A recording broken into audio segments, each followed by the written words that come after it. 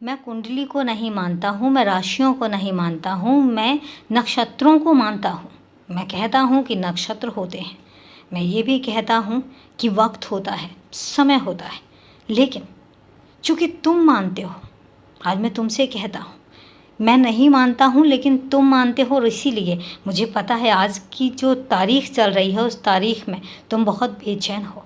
कहीं ना कहीं तुम ये जानना चाहते हो कि तुम्हारी इस असफलता के पीछे आखिर क्या रहस्य है, क्या राज है। तो उसके लिए तुम जानना चाहते हो कि तुम्हारी कुंडली तुम्हें क्या बताती है, तुम्हारे लिए कौन से नग बेहतर हैं, तुम्हारे लिए कौन से नग ऐसे हैं जिनको तुम धारण कर सकते हो और चीज़ें ठीक होनी शुरू हो जाएं। अगर तुम्हारा ऐसा मानना है और तुम्हारी ये धारणा है तो मैं कहूँगा कि ये काम करो, उठो और किसी अच्छे पंडित के पास जाओ जो तुम्हारे आसपास तुमने सुन रखा हो कि बहुत ज़्यादा जानकार है। उसके पास जाओ, उससे बात करो, अपनी कुंडली की जो व्याख्या होती है उसको करो और उसके बाद उनसे पूछो कि तुम्हारी राशि के हिसाब से कौन सा नग ऐसा है जो तुम पर सबसे सही रहेगा और तुम्हें फलदायक भी रहेगा।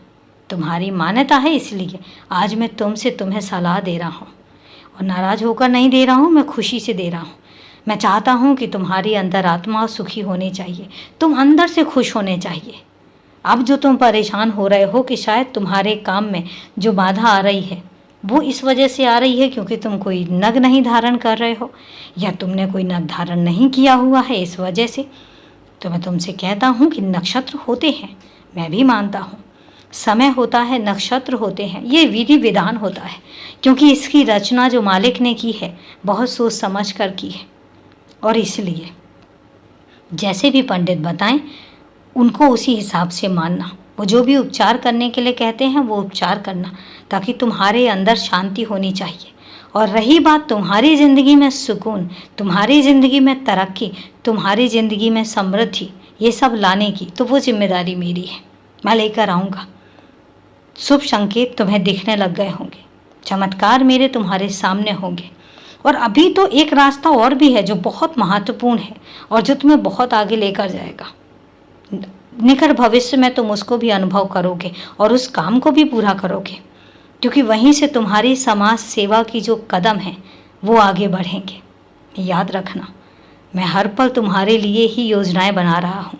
तुम जहाँ पहुँचना चाहते हो और तुम जितना दृढ़ निश्चय लेकर बैठे हो और तुम जितनी कड़ी मेहनत कर रहे हो वो सब तुम्हारी जाया नहीं जाएगी, बेकार नहीं जाएगी, तुम्हें वो सब कुछ मिलेगा।